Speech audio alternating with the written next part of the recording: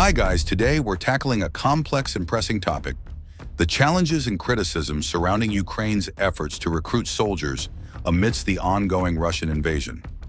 We'll also explore the recent pressure from the United States urging Kyiv to lower the minimum age for military recruitment. Military recruitment has been a cornerstone of wartime strategy since ancient times, but it has never been an easy task, even for the most prepared nations. The hurdles go far beyond training and equipping troops, encompassing public morale, social and economic impacts, and, most crucially, sustaining popular support for the war effort. Over time, nations have developed different recruitment models, each with distinct advantages and challenges.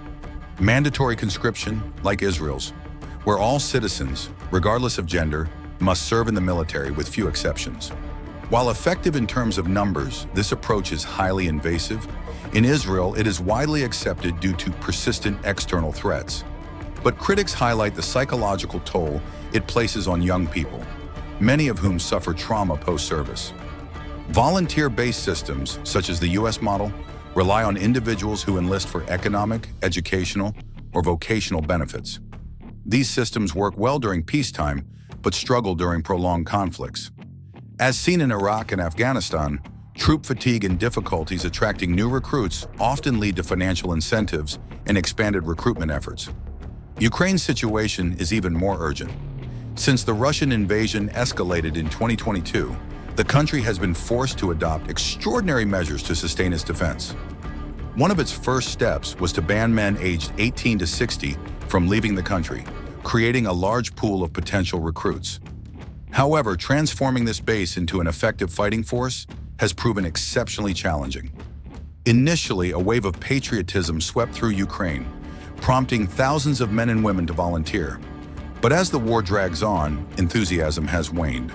To address this, the government has intensified its recruitment efforts, including document checks in public places and roadside inspections. Men found without proper military papers may be sent directly to training camps. These measures have caused significant societal tension. Critical professionals, such as healthcare workers and IT specialists, have been drafted, disrupting Ukraine's economic and social infrastructure. Moreover, inequality in the conscription process has sparked outrage.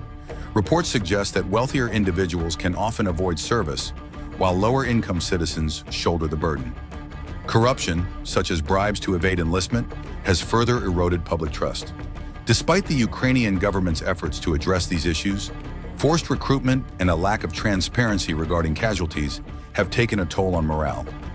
Families grieve for lost loved ones or live in uncertainty about whether their relatives will return. This fragile emotional state weakens overall support for the war effort. Adding to this complexity, the United States has urged Ukraine to lower its minimum recruitment age to 18. The American argument is strategic. With a smaller population and military, Ukraine faces a clear disadvantage against Russia's larger forces, bolstered by foreign troops like those from North Korea. Expanding the recruitment pool could provide an immediate boost. Currently, Ukraine fields about 1 million soldiers, but requires an additional 160,000 to replenish its ranks. Reducing the mobilization age might help achieve this. However, the proposal faces significant resistance in Ukraine. Critics question the ethics of sending 18-year-olds, who may be less prepared physically and emotionally, into combat. Additionally, Ukrainian officials argue that a lack of military equipment diminishes the effectiveness of increasing troop numbers. Combating corruption and improving transparency. Restoring public trust requires addressing bribery and inequality in conscription. Clear, fair processes could also encourage more volunteers, especially with financial incentives. Investing in training and equipment, ensuring recruits receive proper preparation and access to modern equipment is critical. Without this, even a larger military force may not match Russia's capabilities. Ultimately, Ukraine's survival hinges on its ability to balance these demands, maintaining a steady flow of soldiers while preserving morale and public support. Subscribe to the channel so you don't miss the best news from the military and political world.